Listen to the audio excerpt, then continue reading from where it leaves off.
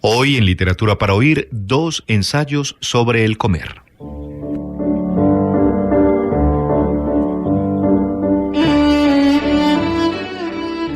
Comer no es un acto solo de supervivencia, es tal vez uno de los eventos más atravesados por las coordenadas de la cultura y la sociedad. Dietas, platos exquisitos o denigrados, chefs, menús, críticos de restaurantes, programas y canales gastronómicos, comida casera o de banquete, ayunos religiosos, entre otros, son algunos de los ángulos que hoy muestra esta actividad ancestral. Aquí 2 ensayos sobre no comer y comer lo ilustran de modo nítido.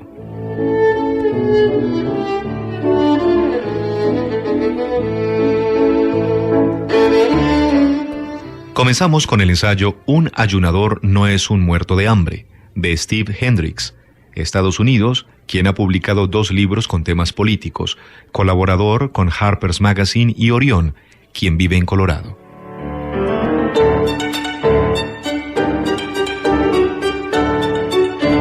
Dos semanas después del 4 de julio, a fines de la era de la Reconstrucción, un médico de Minneapolis llamado Henry S. Tanner decidió poner fin a sus días.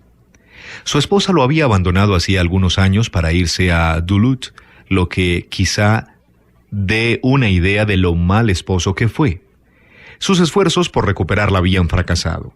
Había sido conferencista de la abstinencia sin convicción, su negocio de baños turcos fracasó y él sufría de una salud frágil por causas desconocidas. Como los métodos de autodestrucción cotidianos le parecían demasiado dolorosos, complicados o efectivos, Tanner decidió matarse de hambre. En aquellos tiempos, el consenso entre los hombres de ciencia era que el ser humano no podía sobrevivir más de 10 días sin alimento. Puede que Cristo haya ayunado por 40 días, pero que se le consideraba un caso especial. El 17 de julio de 1877, Tanner bebió medio litro de leche y se confinó en la cama.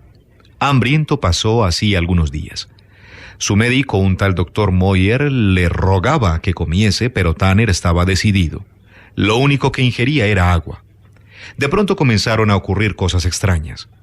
Su hambre desapareció y dejó de pensar en comida. Con cada día que pasaba, sus dolencias de cualquier origen disminuían y, en el 10º día, que según la ciencia de la época debía ser el último, las enfermedades que lo asolaban habían desaparecido por completo. Muy lejos de acercarse a la muerte, una fuerza renovada lo poseyó. Tanner solía caminar entre 2 y 5 kilómetros 2 veces al día y luego de 10 días de ayuno volvió a emprender estas caminatas. Si bien su paso era tembloroso al principio, pronto se hizo firme. Al darse por curado, pidió al doctor Moyer, quien seguía en nerviosa vigilia, que le trajese algo de comer. Sin embargo, mientras Moyer preparaba la comida, a Tanner le vino a la mente una idea que lo había estado rondando. Si un ser humano podía no solo sobrevivir, sino además renacer luego de 10 días sin comer, ¿cuáles serían los límites de su ayuno? ¿20 días? ¿30? ¿Acaso más? ¿Y qué significaría la respuesta a este misterio? Que, por ejemplo, ¿somos capaces de pasar largos periodos sin comer? De ser así, ¿por qué? ¿Era el ayuno un mecanismo de curación como el sueño? Era de esos dilemas que no dejan de intrigar a ciertas personas hasta ser resueltos. Cuando Moyer trajo la comida, Tanner se había propuesto algo. Renunciaría a la gratificación estomacal por la mental. Los 10 días de ayuno se hicieron 15, luego 20 y 25. Tanner no notó grandes cambios en su persona salvo por la pérdida de peso. La era de la reconstrucción fue tiempo de estómagos orgullosos y los médicos no consideraban el bajar de peso como un beneficio en sí mismo. Lo que sí notó Tanner fue una ligera lentitud en sus cavilaciones, sobre todo si eran temas complejos, aunque el resto de su energía mental permanecía intacta. Para celebrar 4 semanas sin comer, partió en una caminata de más de 15 kilómetros de ida y vuelta por las orillas del río Minnehaha hasta las cataratas. Luego caminó por el lago Calhoun y el Cedar, pero al beber de ellos contrajo gastritis. Moyer volvió a rogarle que pusiera punto final a su ayuno. A los 41 días, Tanner cedió y bebió un vaso de leche. Acababa de superar a Cristo. El ayuno de Tanner pudo haberse perdido en la historia de no ser por el reto que lanzó un año después el Dr. Hammond, médico de Manhattan. Este se resistía a creer en el bien publicitado caso de Molly Fancher, mujer de Brooklyn que supuestamente había vivido años sin comer y había obtenido así el don de la clarividencia. Le firmó a la señorita Fancher un cheque por $1,000, lo puso en un sobre y le ofreció la suma a cambio de que adivinase el nombre del banco emisor. Y eso no era todo. Si ayunaba por un mes bajo supervisión médica, el Dr. Hammond le abonaría otros $1,000. La señorita Fancher rehusó el reto del cheque alegando que sus poderes de clarividencia no estaban en alquiler. Y el reto del ayuno lo rechazó afirmando que siendo una mujer decente no podría dejarse examinar por médicos hombres. Al enterarse de la negativa de Fancher, Tanner viajó a Nueva York para asumir el reto del ayuno. Al no ponerse de acuerdo con Hammond, Tanner prosiguió sin el premio, elevando el desafío de un mes a 40 días. Para su ayuno gestionó el uso de un auditorio público donde pudiesen examinarlo los catedráticos y estudiantes de la Escuela de Medicina de los Estados Unidos. Como la universidad era lo que llamaríamos hoy neuropática, en ese entonces ecléctica, y Tanner mismo era médico neuropático, los médicos tradicionales prefirieron mantenerse al margen. Nada rechazan más los contestatarios que cualquier tipo de progreso que no venga de ellos mismos. Así, una mañana del verano de 1880, el inverosímil Tanner, a quien habían rebuscado en busca de alimentos escondidos y cuyos signos vitales se registraban para las estadísticas, se volvió el centro de atención en Clarendon Hall de la cuadra 13 de East Street. Sus escasos muebles consistían en un catre, una mecedora con espaldar de caña y una araña de luces a gas. El objetivo de tal escenario y la luz de la araña era despejar cualquier sospecha de alimentos escondidos. Casi al mediodía, Tanner se sentó en la mecedora y procedió a lo suyo, no hacer nada. Esto lo acompañó, conforme pasaban las horas, con un poco de lectura, agua y unas palabras con su público, el cual era numeroso, como el de un cuentista contemporáneo en la presentación de un libro. A la semana de ayuno, ya había perdido más de 5 kilos de los 71 que pesaba. Su audiencia iba creciendo conforme se acercaba el letal 10º día. Al amanecer del 11º día y con Tanner aún vivo, la curiosidad del público se convirtió en admiración y llegaron más espectadores, cada uno pagando 25 centavos. Las noticias sobre la supervivencia de Tanner cruzaron el océano por medio del telégrafo y del periódico. Admiradores de todas partes le enviaban flores, sandalias, colchones, ropa de ejercicios, carne asada, leche, ginebra y vino de Burdeos. 400 cartas le llegaban al día, cada una examinada por los catedráticos en su intento por interceptar cualquier comestible. Entre sus admiradores estaban una dama de Filadelfia, quien le propuso matrimonio en caso de que sobreviviese, y el director de un museo en Maine, quien le planteó disecarlo y exhibirlo en caso contrario. Las damas de Nueva York le ofrecían serenatas de piano y caballeros cultos lo abordaban con sermones sobre la salud. No tardaron en llegar los telegramas de Europa, en que lo felicitaban por su proeza. Ya para el final del período acordado, Tanner tenía unos 1,000 espectadores al día.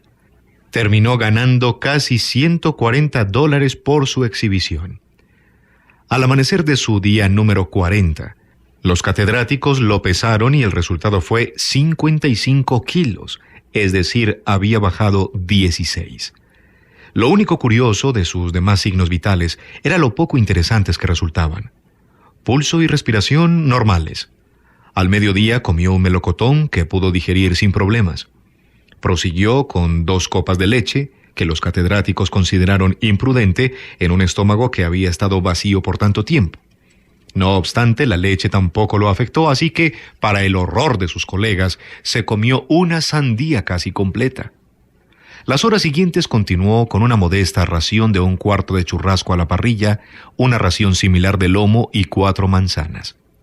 Todo lo digería con vino y cerveza. A la mañana siguiente había recuperado ya casi 4 kilos. Eran casi 9 kilos en 3 días. Al cabo de 5 días ya había recobrado por completo los 36 kilos perdidos durante el ayuno. ¿Qué es lo más increíble de Tanner? ¿Sobrevivir al ayuno extremo o a su opíparo festín de renutrición?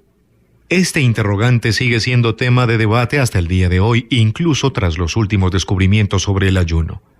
Sin embargo, en la era victoriana, su habilidad para recobrar masa corporal quedó grabada en la historia de los ayunos como prueba de que su extremo régimen no lo había minado.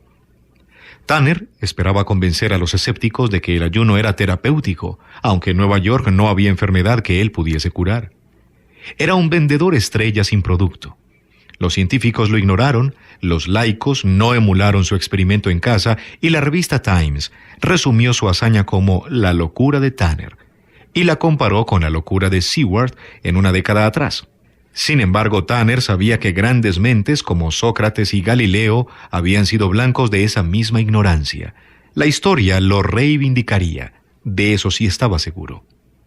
Solo una imaginación muy rala podría escapar a la historia de Tanner. Cuando yo me enteré de ella, no era mental ni físicamente ralo. Hacía años, por razones ahora enigmáticas, había sido fondista hasta que una lamentable lesión en la rodilla me forzó a abandonar las pistas. Comencé a engordar muchísimo tras el accidente. Fui engordando de forma tan gradual que no me percaté hasta que vi un par de fotos en el álbum familiar. ¿Quién era ese gordo sin forma que estaba de la mano con mi esposa? Y ese tipo regordete que abrazaba a mi hermano. La vanidad no era la única razón para preocuparme. En nuestra era engordar es sinónimo de enfermedad, decrepitud y muerte. Con cada kilo aumenta el riesgo de contraer diabetes, presión alta, enfermedades respiratorias y renales, trombosis o embolia, gota o artritis, migraña o demencia, paro cardíaco o derrame cerebral, cálculos biliares o cáncer. Aunque no se me consideraba gordo para el estándar estadounidense, mis generosos 70 y tantos kilos calificaban como poco saludables, según la Organización Mundial de la Salud, y el atleta que llevo dentro no me permitía negarlo. Si mi peso se hubiese estancado allí, no me habría preocupado gran cosa, pero seguía subiendo sin ninguna señal de detenerse. Como en una novela barata, podía ver a dónde me llevaba la historia. Me propuse ayunar. No tenía ambiciones tanarianas al comienzo. Ayuné un día y todo marchó bien. A las 2 semanas repetí el intento con resultados similares. Tras unas cuantas semanas volví a ayunar, y una vez más pronto me sentí el amo del ayuno de 24 horas. Levanté la valla a 2 días, luego a 3, hasta llegar a una inverosímil semana. Bajé unos cuantos kilos y la ambición se apoderó de mí. La palabra en plural me fascinaba, así que pensé en ayunar por semanas. Me puse como meta llegar a los 64 kilos, mi peso de épocas universitarias, aunque para lograrlo debía ayunar hasta los 61. El ayuno tiende a deshidratar y hace que recuperemos líquidos muy rápido al volver a comer. También se recupera 1,5 kilos de peso sólido. El típico ayunador extremo, según leí, pierde alrededor de medio kilo diario, así que calculé llegar a los 61 kilos en unas 3 semanas. Comencé los preparativos. Hace falta poco o ningún trabajo preliminar para un ayuno corto, pero privarse de alimentos por periodos extensos, según también leí, se lograba con mayor éxito luego de una dieta rica en fibras y baja en grasas. Se recomienda consumir verduras, frutas y cereales integrales, así como abstenerse de la carne y los productos lácteos, ya que la idea es ir vaciando el estómago poco a poco. No seguir estas recomendaciones significa provocar que las comidas se queden en los intestinos hasta bien entrado el ayuno, lo cual puede ser doloroso en el mejor de los casos y perjudicial en el peor. Así que seguí esta dieta y un domingo por la noche tuve mi última cena. Unos fideos en tubo de cereal integral con salsa marinara. Insípidos, pero de efecto purgante. Fui a la balanza, 72 kilos. Sí, redondos. Me eché a dormir con imágenes de mi futuro cuerpo delgado que bailaba en mis sueños.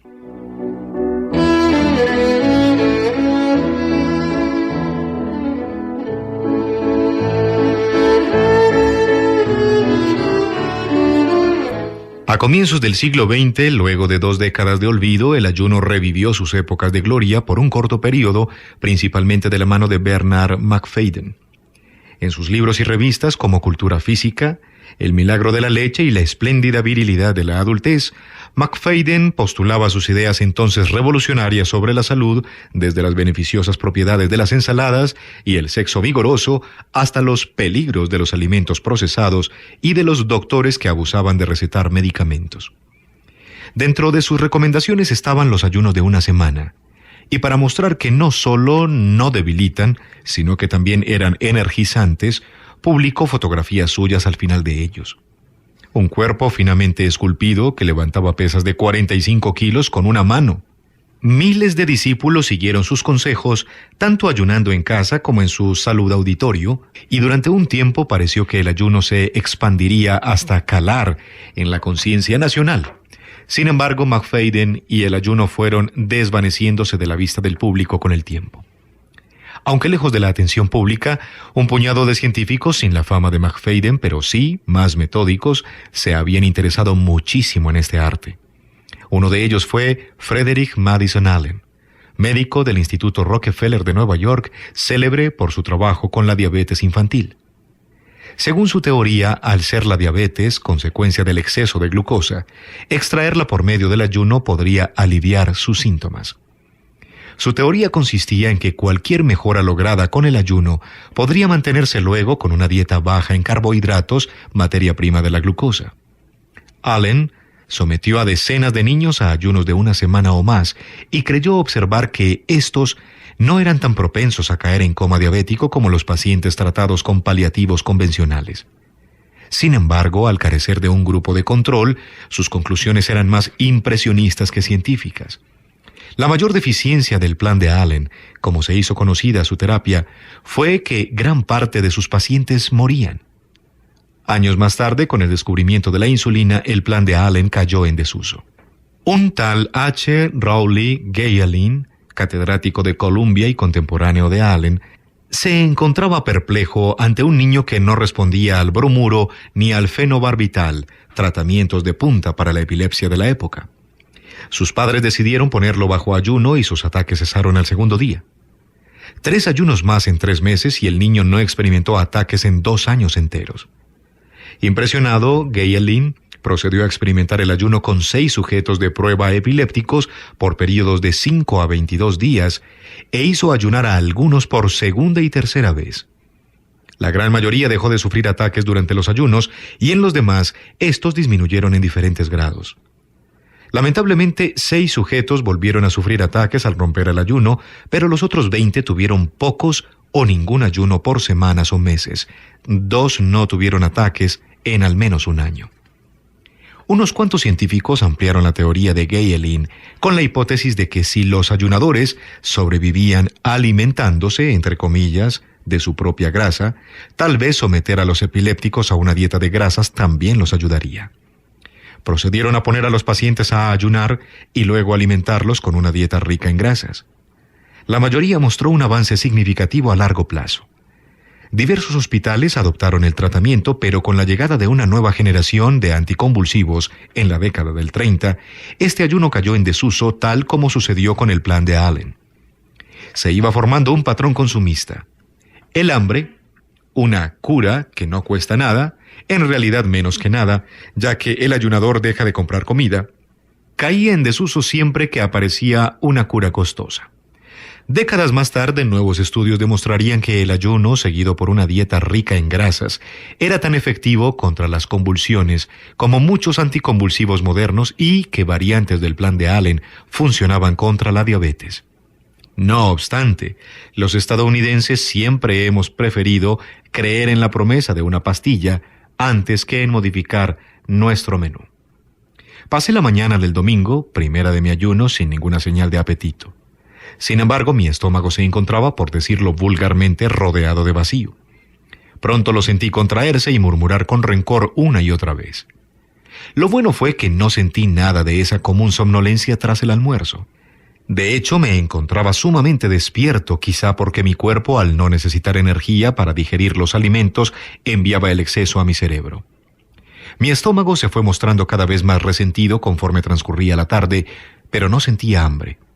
Esto le sonará raro a cualquiera que se haya salteado 1 o 2 comidas, Pero aprendí unos cuantos trucos de la historia contra el hambre. Uno de mis maestros más antiguos fue Gandhi, veterano de 17 huelgas de hambre y creador de una serie de preceptos sobre el ayuno. Ignoré por completo la mayoría de estos preceptos, como aplicarse enemas regularmente y dormir a la intemperie. 2 de ellos sí los cumplí religiosamente. El primero era beber toda el agua fresca posible, una regla que los ayunadores modernos habían mejorado recomendando beber de inmediato ante cualquier pensamiento de comer. El otro precepto de Gandhi, que obedecí, fue simplemente desaparecer los pensamientos de comida apenas emergieran. Al comienzo me pareció tonto. Pensé que ningún ayunador, salvo Gandhi mismo, podría rechazar un manjar mental mejor de lo que un alcohólico podía negarse a un whisky. Sin embargo, los ayunadores modernos habían mejorado también este concepto asociando el enlace de estos pensamientos de comer con las ventanas emergentes de propaganda en Internet que se cierran con un simple clic en la X roja. Según mis maestros, un ayunador solo debía hacer clic en la X para cerrar esos pensamientos. Funcionó así conmigo, para mi grata sorpresa.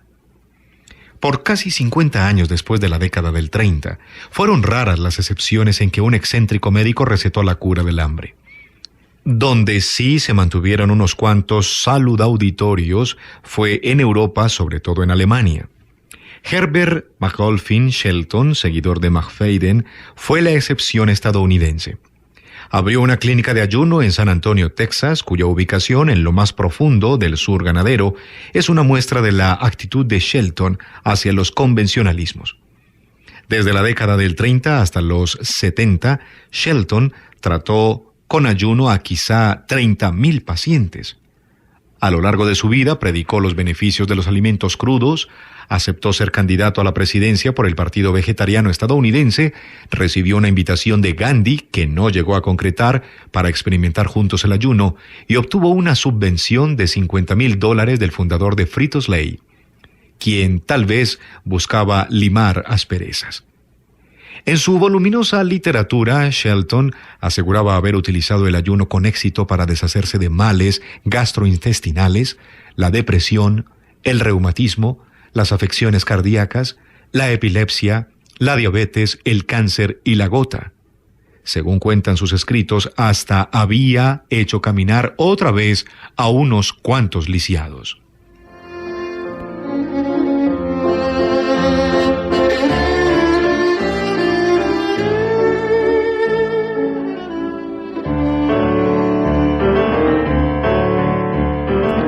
De haber existido, ningún historiador del ayuno hubiese podido mirar con recelo las afirmaciones de Shelton. Sócrates, Platón, Aristóteles, Hipócrates y Galeano recomendaban ayunos cortos para limpiar la mente de tormentos y el cuerpo de enfermedades. Plutarco sostenía: ayúnese un día en lugar de tomar medicinas. Se cuenta que Pitágoras tuvo que ayunar 40 días para poder estudiar en Egipto. Acató el ayuno a regañadientes, pero después declaró haber vuelto a nacer e hizo ayunar también a sus pupilos. La antigua creencia en el ayuno curativo llegó a oídos de unos cuantos contemporáneos de Tanner, entre Shaw y Twain, quien escribió: un poco de hambre puede en verdad ayudar al paciente promedio más que la mejor medicina y los mejores médicos. Lo digo por experiencia. El hambre ha sido mi médico de cabecera durante 15 años y siempre ha logrado curarme.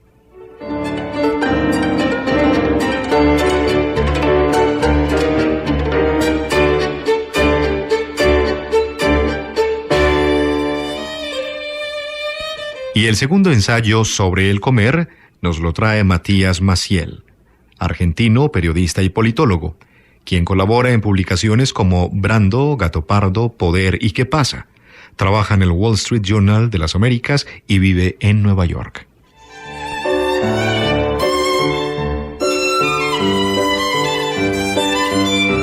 El gran coleccionista de cartas de menú no tenía apetito.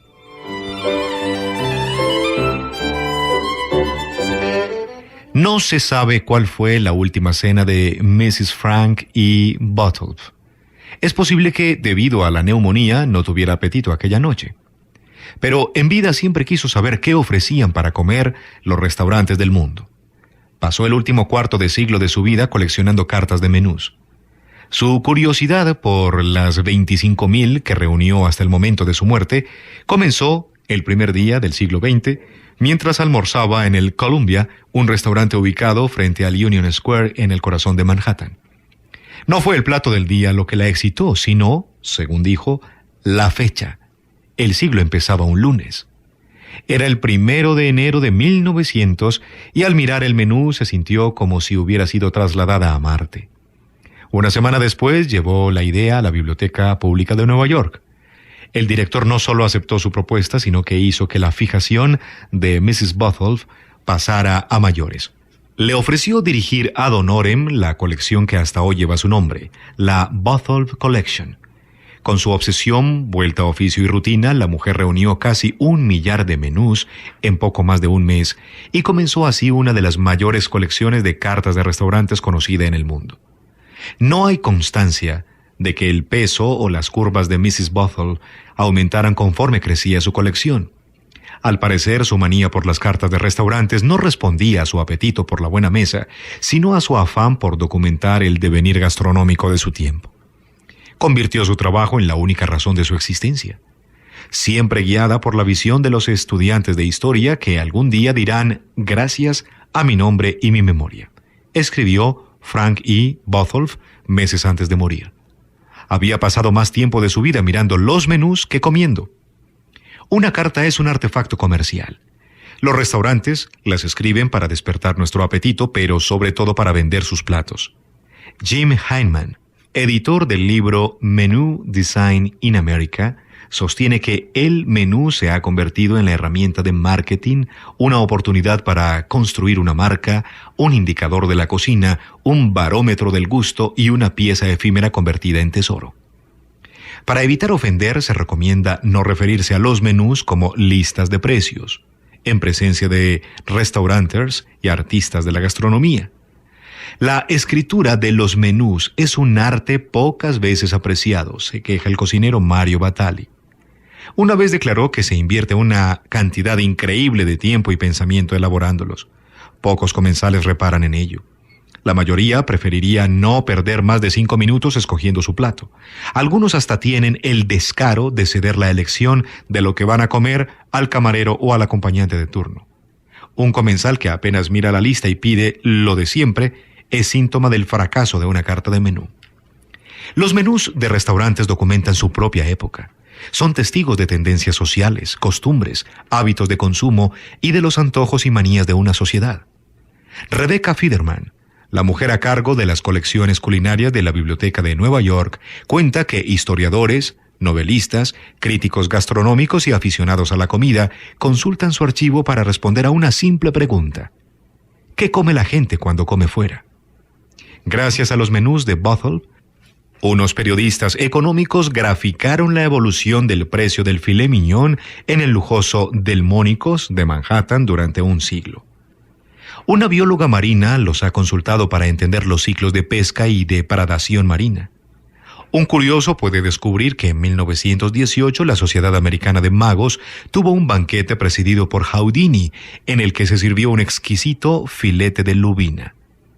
Los historiadores del futuro encontrarán que a finales del siglo XX empezaron a volverse populares los menús con indicadores no solo de precio, sino también de calorías por plato.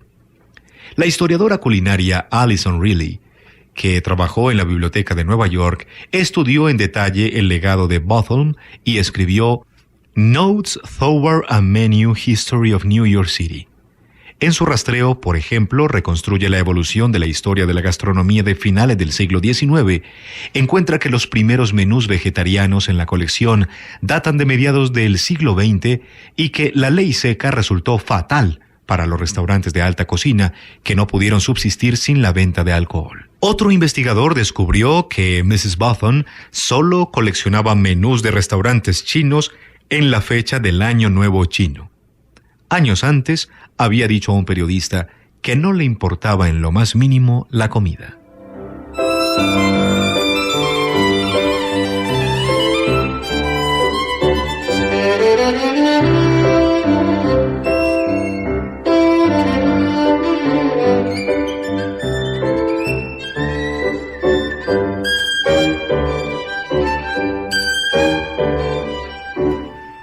Hoy en Literatura para Oír, 2 ensayos sobre el comer.